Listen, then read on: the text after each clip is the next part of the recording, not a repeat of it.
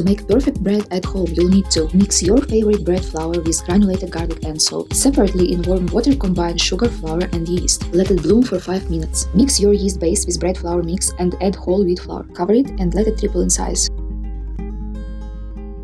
Gently fold it from sides to the middle and take it out on a table dusted with flour.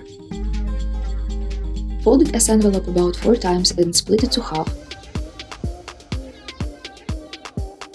Repeat folding technique with each half. Dough should not stick to your fingers in the end. Preheat oven with cake molds to 450 degrees Fahrenheit. Place your breads on parchment paper, dust them with whole wheat and rice flour, and let them double in size.